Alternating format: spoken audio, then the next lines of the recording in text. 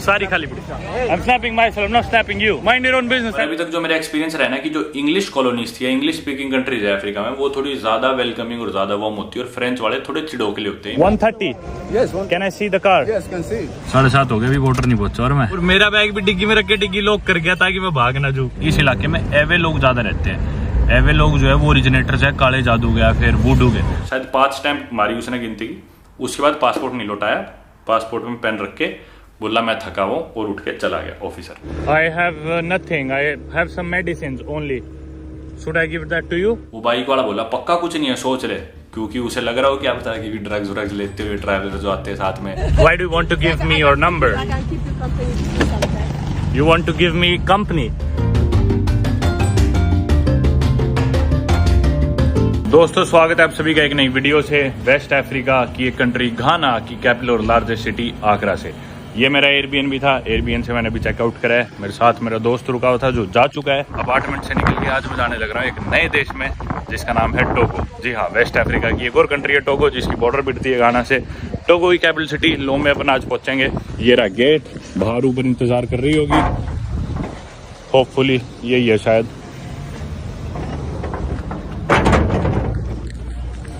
6320 है इसके नंबर। हाँ वो अगली गाड़ी है 6320 छोटे वाली।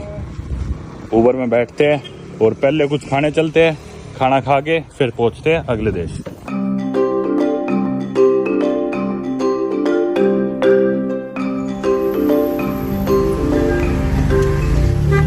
How are you?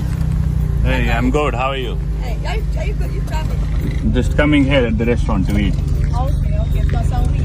Yeah, keep the change. Keep the change. No, I'm good. I'm good. I'm good. Let me give you a number so you can call me. That's fine. Okay. Why do you want to give me your number? I can keep you company. Do something. You want to give me company? Yeah. लड़की मिली बोल रही है number ले लो मेरा। So let me come up for you. Want to give me your number? Yeah. Why? Then we can come and play. No one just. You want to be my friend? Hi. Huh? I think I'm good. Thank you. चलो भैया अपना favourite restaurant जैतून। क्या?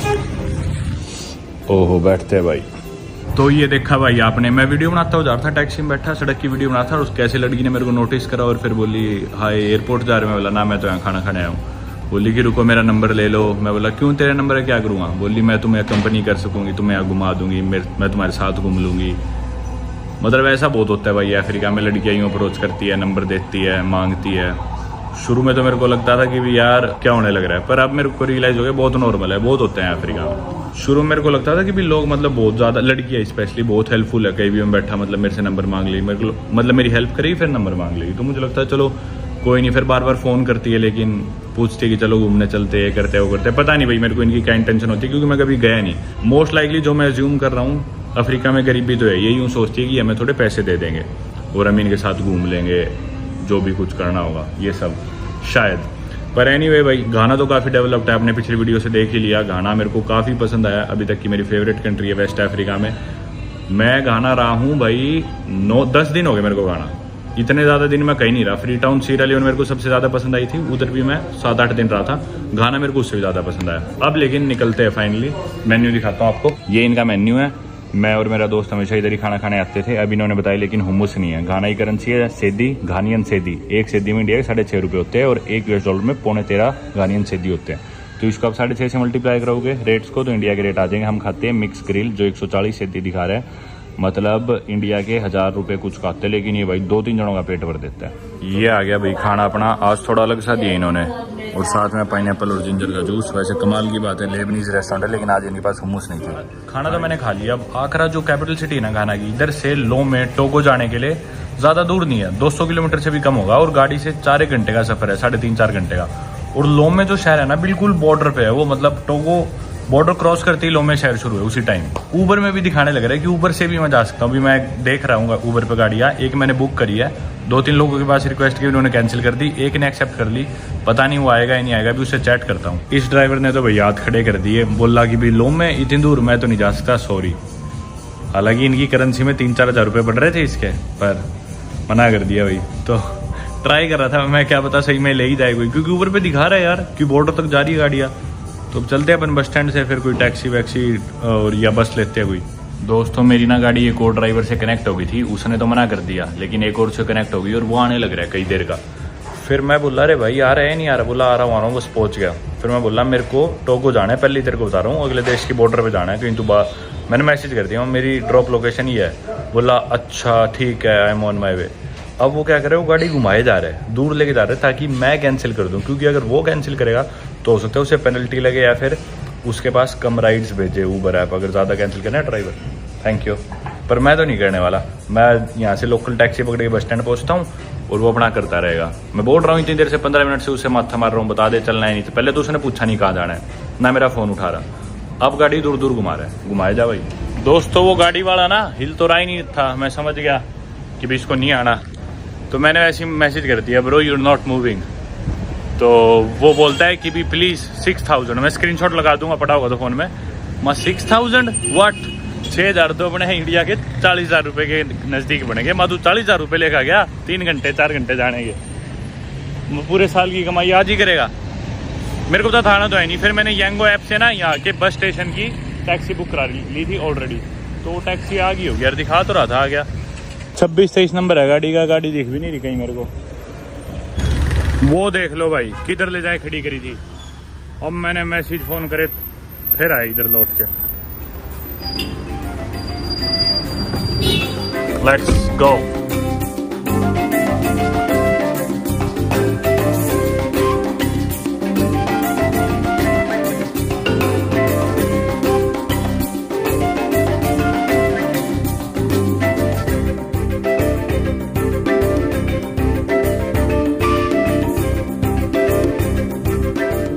आगे भाई bus stand, Tudu नाम है इस जगह का, आगरा में Tudu.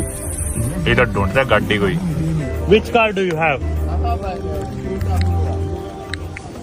And when do you leave? Leave now? 1:30।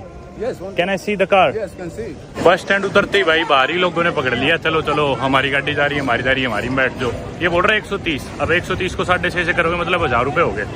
1000 रुपये में कह रहे बॉर्डर ले जाऊँगा। देखते हैं एक बार इसी गाड़ी, but it's empty, it will take a while. ये गाड़ी है भाई, बोल रहा है कि 2 सवारी तो ऑलरेडी और आ चुकी। बोला एक और लेनी है आपके अलावा, मतलब पिछली सीट पे 3 बिठाएंगे। बोल रहे 3 में से 2 आ चुकी, आप आगे बैठ जाओ।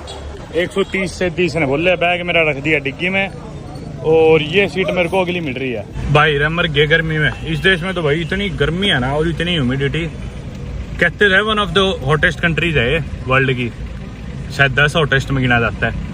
अब ये नहीं पता इस गाड़ी में एसी है नहीं, बैठ तो मैं गया। एक और आया था ड्राइवर, बोला कि मेरी गाड़ी में बैठ, एसी में 150 में लेके जाऊंगा।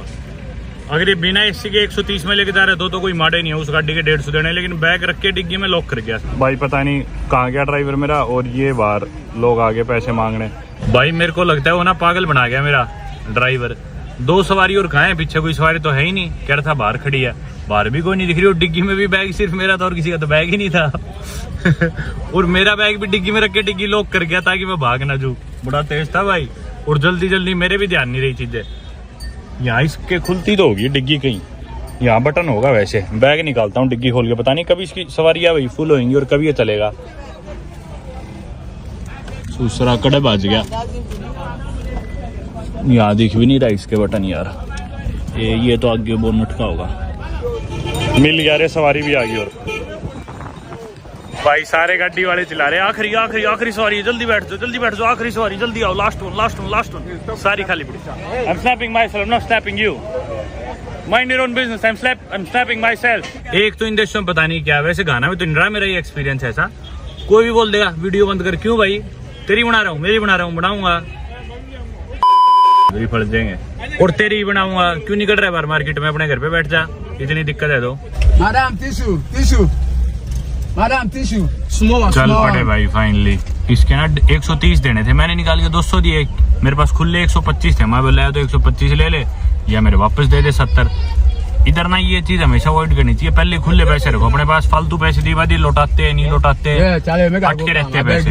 बोला नहीं मैं भी देता हूँ, पर इसने दे दिए। जैसे ही देने लगा इधर खिड़की में से एक आदमी हाथ डाल के मेरे पैसे लेने लग रहा, जिस तरह तो उसके पैसे है। फिर मेरे पीछे पड़ गया, दे पैसे मेरे को दे। माँ भाई क्यों दू, बस स्टैंड पे यहाँ पे ये चीज बहुत होती है भाई। चलो भाई फाइनली वेस्ट अफ्रीका की मेरी फेवरेट कंट्री घाना को अलविदा कहते हैं, और मेरी फेवरेट सिटी अफ्रीका में आकरा। बहुत मजा आया भाई। चलते चलो। मेरे पीछे ना भाई एक श्रीमान और एक मोहतरमा बैठे, और जैसे पिछली सीट पे बैठे हो मेरे को काफी पढ़े लिखे लगे, समझदार लगे। बात भी ऐसे कर रहे थे कि भाई हम एक संस्था के लिए काम करते हैं, एक विश्वविद्यालय के लिए यहाँ पे हम कुछ देखने आए थे। लग भी रहा था भाई पढ़े लिखे, काफी मतलब अच्छे लोग लग रहे थे। तो मेरे को भी यूं था भाई, भरोसा से हुआ इन पे काफी। और फिर अब ये जाने लग रहे हैं, यहाँ से अगला देश है बेनिन, टोगो से बेनिन, बेनिन से अगला देश है नाइजीरिया। ये वहाँ रहते हैं और ये वहाँ जाने लग रहे हैं, और कह रहे हमारे ना पैसे खत्म हो गए तो हमें रास्ते में रुकना पड़ेगा मजबूरी में। मुझे तभी थोड़ा सा शक सा हुआ, मेरे को लगा कुछ मतलब गड़बड़ सी हो सकती है, पर चलो कोई नहीं। अब ये हमें बोलने लग रहे कि ना हमारे भी हिंदुस्तान में दोस्त है। ये जो औरत है इन्होंने मेरे को बोला कि मेरा बहुत अच्छा दोस्त है हिंदुस्तान में, ये वो भारत में। तो मैं बोला अच्छा, तो बताइए बोलिए। अभी उसकी तस्वीर दिखाती हूँ, हमारी बात होती है फ़ोन में, ये देखो वो देखो, मैं सुने। और ये जो श्रीमान थे बोले बार बार कि भी मेरा नंबर लो, मेरा नंबर लिखो, मेरे को उस पर मैसेज लिख के भेजो अभी जल्दी जल्दी। तो ये बात चलती रही। फिर उसके बाद ये जो मोहतरमा थी इन्होंने फ़ोन दिखाया, फ़ोन में फिर जो इनकी बात हुई थी वो जो भारतीय इंसान थे। मैं बोला मिले कहाँ से? बोले कि ऑनलाइन ही मिले थे हम। फिर जब मैं बात देख रहा तो स्क्रीन पे आप देख सकते होंगे इन्होंने भी ऐसे बहाने लगा रखे थे कि मैं दर्द में हूँ, मुझे अस्पताल जाना है, मुझे पैसे भेजो, तुमसे ये है वो है। मतलब ये चीज़ मेरे समझ में नहीं आती। अफ्रीका में ये चीज़ बहुत ज़्यादा है, हर जगह अफ्रीका में। मतलब देखोगे ना, इवन मैं भी पहले जिन देशों में गया, लोकल मेरे कोई दोस्त बने या कोई गाइड था मेरा जिससे मैंने पैसे दे के चाहे काम लिया हो, काफ़ी लोग उनमें से अब तक भी मेरे को मैसेज करते हैं कि भी पैसे दो, ज़रूरत है। मतलब जैसे कि पूरी ज़िंदगी का हमने उस इंसान का ठेका उठा लिया कि भी तुम्हारे जो भी खर्चे होंगे वो मैं भुगतूंगा, चाहे आपका कोई गाइड रहा हो, चाहे कोई दोस्त रहा हो। सबकी बात नहीं कर रहा, लेकिन काफ़ी लोग ऐसे होते हैं अफ्रीका में। और मेरे साथ नहीं, जो लोग ट्रैवल करते हैं इस इलाके में, अफ्रीकन कंट्रीज में, उन सभी के साथ ऐसे एक्सपीरियंस होते हैं। तो बहुत सोच समझ के ना, मतलब लोगों की बातों पे विश्वास करो इधर। और ऐसे पैसे बांटते फिरोगे ना तो ओलिया काम। ये चीज़ तो मैंने देखी है भाई। यहाँ पे हर इंसान ही पैसे मांगना चाहता है आपसे। हर इंसान सोचता है कि ये बाहर का है, पता नहीं इसके पास कितने करोड़ है, ये हमें दे देगा कुछ करोड़ तो इसका कुछ बिगड़ा नहीं। करोड़ तो नहीं, मतलब डिमांडें तो इतनी छोटी होती है, और कुछ भी बहाने मारेंगे लेकिन आपसे पैसे जरूर लेना चाहेंगे।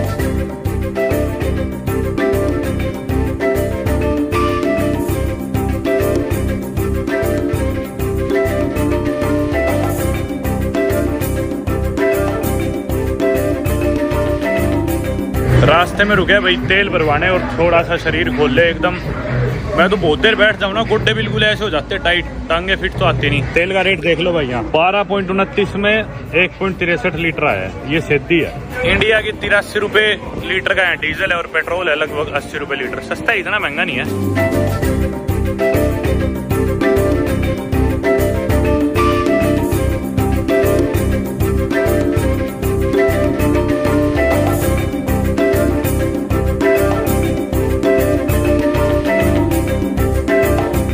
भाई गाड़ी रुकती है ना कहीं पे 2 मिनट के लिए भी, गाड़ी में सब कुछ बेचने आते हैं। गाड़ी में सारी चीज़ें होम डिलीवरी है, जो भी चीज़ खानी हो, पानी, खाना पीना, ब्रेड, बिस्कुट, फल, फ्रूट, सारी चीज़ें गाड़ी में आपकी खिड़की पे आ जाएगी, कोई ना कोई बेचना। ये चीज़ बड़ी है बाकी यहाँ पे।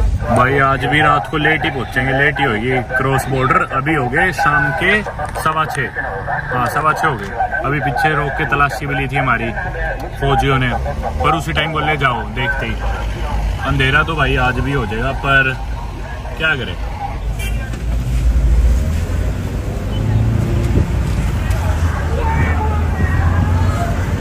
भाई शाम के बज गए 7:30। मैं उठा था सुबह 8:26 पे, नहा धो के 11 बजे चेकआउट कर लिया था मैंने होटल से। फिर खाना खाया, खाना खा के मैंने सोचा 3-4 घंटे का सफ़र है, टाइम से पहुंच जाएंगे। लेकिन भाई ये जो चालक है ना गाड़ी का, रास्ते में कम से कम भाई 15 जगह रोकी होगी। अभी तरबूज लेने हैं, अभी केले लेने हैं, अभी ये सामान वहाँ पकड़ाना है, अभी उसको गाड़ी का ये पकड़ाना है, अभी ये स्पेयर पार्ट, कभी कुछ कभी कुछ। 7:30 हो गए, अभी बॉर्डर नहीं पहुँचा। और मैं पर ये चीज़ अच्छी कि बॉर्डर खुली रहती है यहाँ पे। जिस तरह कई देशों में पीछे अपने देखा 6 बजे बॉर्डर बंद हो जाती है, क्रॉस नहीं कर पाते। ये मेरे को पता था कि खुली होगी बॉर्डर, क्योंकि बाबकेन मेरा दोस्त परसों तरसों क्रॉस करके आया है, और एक मेरी दोस्त भी अमेरिकन करके आई थी। लोमे की बॉर्डर से ना अब हम सिर्फ 5 किलोमीटर दूर है। और ये जो इलाका है ना घाना का, मैंने आपको पहले ही बताया था जब मैं आपको उस मार्केट में ले गया था, फेटिश मार्केट में। इस इलाके में एवे लोग ज़्यादा रहते हैं। एवे लोग जो है वो ओरिजिनेटर्स है काले जादू के या फिर वुडू के। तो घाना में भी दिखाए थे इस तरफ लो में क्रॉस करके, मतलब टोगो में एंटर करे बाद मोस्टली जो एथनिक ग्रुप है यहाँ का 1/3 एवे लोग ही है। मैप देखोगे ना आप लोग तो टोगो बॉर्डर शेयर करता है वेस्ट में घाना से, ईस्ट में बेनिन से, नॉर्थ में बुर्किना फासो, साउथ में इसके गल्फ ऑफ गिनी और अटलांटिक ओशन है। तो हम टोगो के वेस्ट से एंटर करेंगे अफलाओ बॉर्डर से, और ये 50 किलोमीटर का स्ट्रेच है। ये पूरा लोमे मेट्रोपॉलिटन एरिया पड़ता है, पूरी जितनी बॉर्डर है सीधा बेनिन तक, जो कि अनेहो है शायद बेनिन की जो बॉर्डर क्रॉसिंग है। तो ये पूरा लोमे शहर है टोगो की कैपिटल सिटी, जो यहाँ से स्टार्ट होगा इस बॉर्डर से और सीधा बेनिन की बॉर्डर तक वही है पूरा कोस्ट के साथ साथ। Why were they so furious? What happened? I don't know. He was looking for plants. Yeah.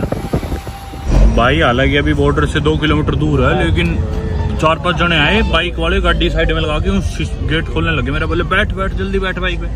मैं क्या दिक्कत है, क्यों बैठूं, बाद में बैठूंगा मैं। बोले ना हम छोड़ के आएंगे तेरे को, और बॉर्डर तो ऑल इंड दे पहले। फिर ये जो चालक था ना, ये बढ़िया था बहुत, ये उनसे लड़ा, बोले भागो यहाँ से, क्यों वो कर रहे हो ये वो, इसने उन्हें धमकाया, फिर वो भागे। ये भाई यहाँ की करेंसी है, मेरे को चेंज भी कराने हैं। 1 सिद्धि में है सेफा 46, क्योंकि आगे की करेंसी सेफा है या XOF या West African franc. What's the rate? I can carry. चलो भाई, बहुत बढ़िया ड्राइवर था, उसने मेरे को यार बहुत मदद करी, मतलब सारे मेरे चिपट गए थे। अभी उसने मेरे पैसे एक्सचेंज कराए। अफलाऊ या चल तो ना 1 सिद्धि में 46 से पहुंचे, मैंने चेंज कराए 490 सिद्धि, मेरे को मिले लगभग 22,000 कुछ सेफा। भाई बॉर्डर क्रॉस होगी और एंटर करके अपनी 86वीं कंट्री टोगो, वेस्ट अफ्रीका की एक और नई कंट्री। बहुत सारी कहानी है, आपको बताऊंगा बॉर्डर पे क्या हुआ। सिर्फ 5 मिनट दूर ही है शहर बॉर्डर से, बॉर्डर थी, बॉर्डर से आती है शहर शुरू हो गया, बिल्कुल बॉर्डर पे ही शहर है।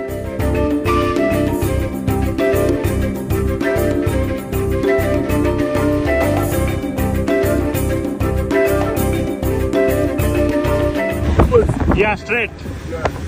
We are almost there. मैंने भाई एयरबीएनबी कराया और वो इस रेस्टोरेंट के मालिक का ही एयरबीएनबी। अब नेट तो मेरा चल नहीं रहा, जो मालिक को फोन करूँ, रेस्टोरेंट में पूछते हैं।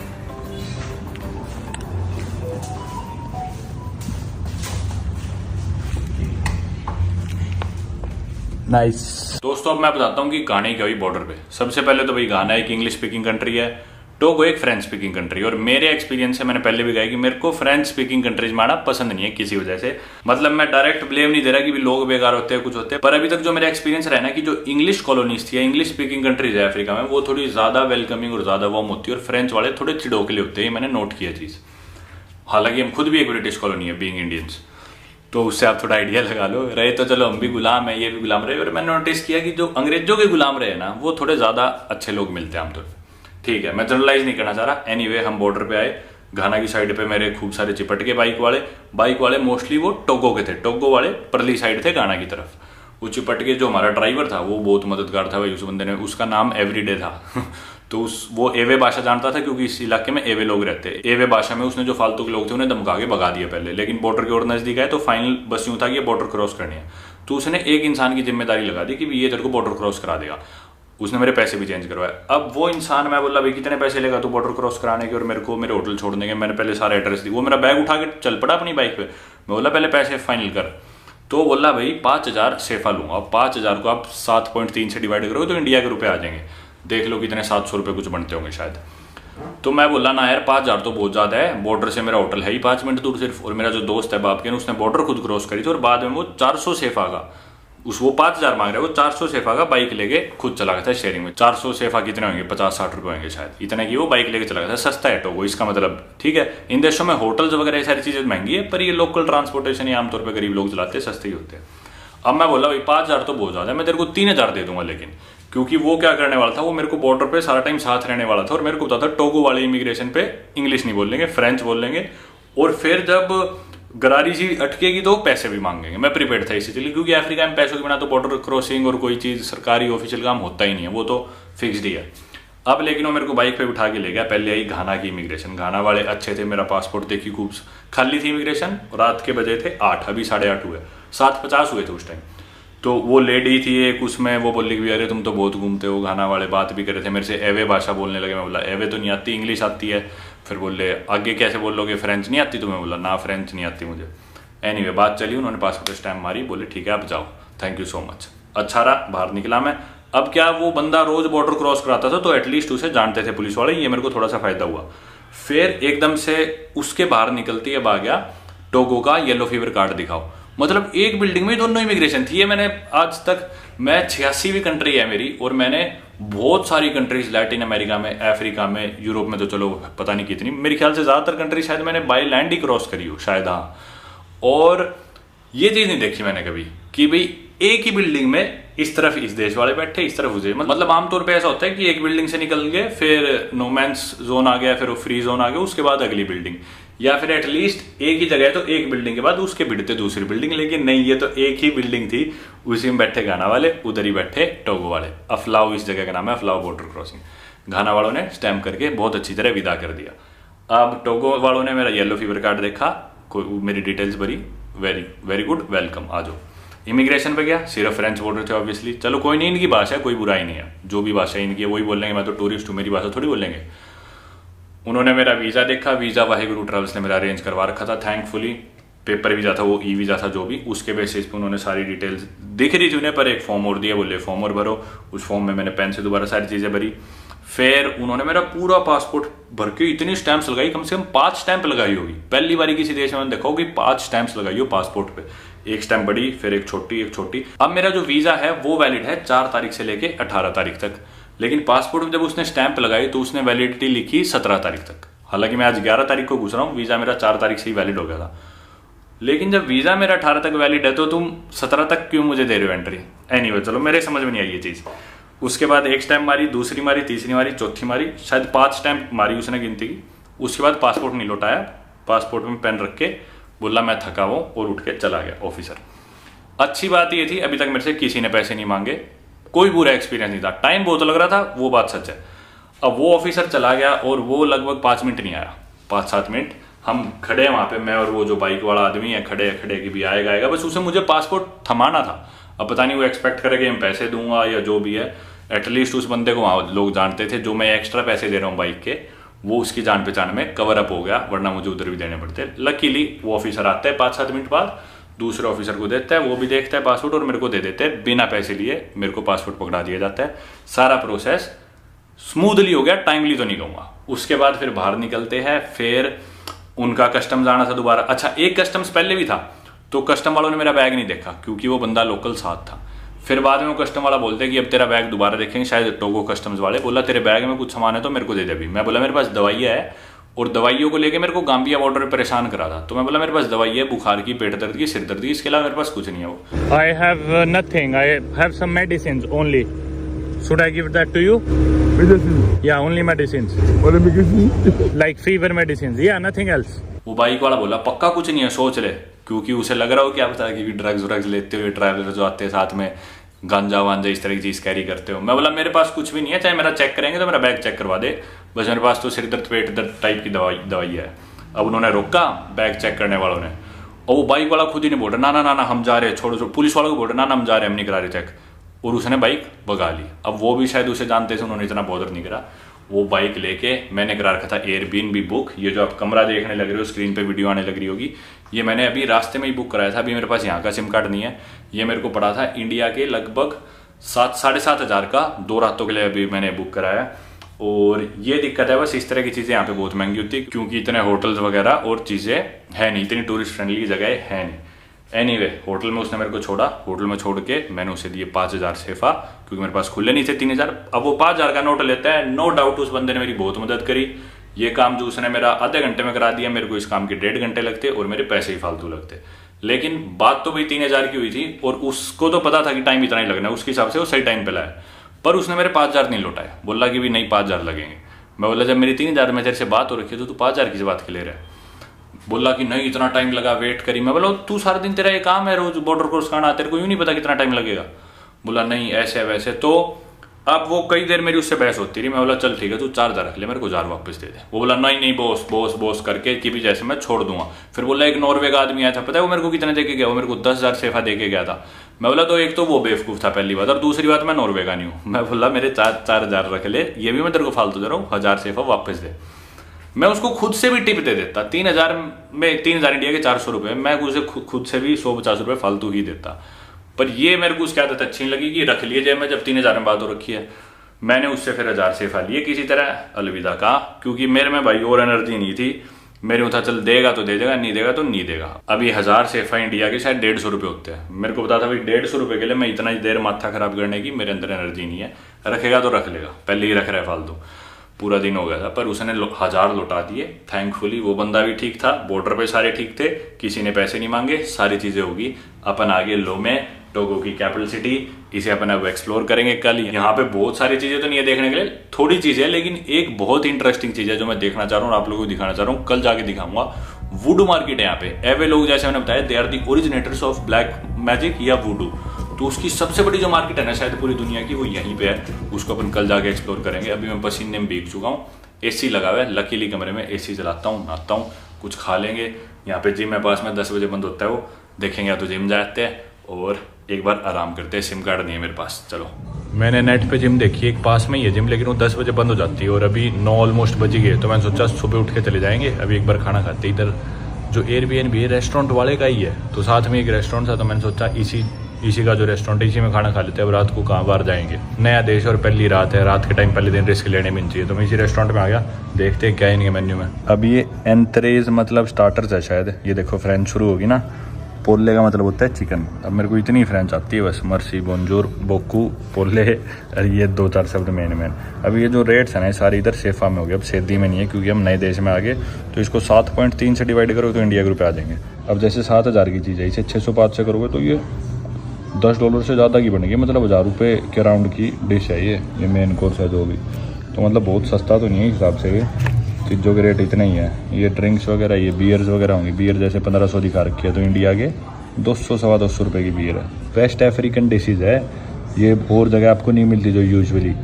ये गाम्बिया की है शायद, सेनेगल और गाम्बिया में खाई जाती है। यासा शायद सेनेगल में खाई जाती है। माफे शायद आइवरी कोस्ट की है। अटीके आइवरी कोस्ट की है शायद, वेस्ट अफ्रीका की।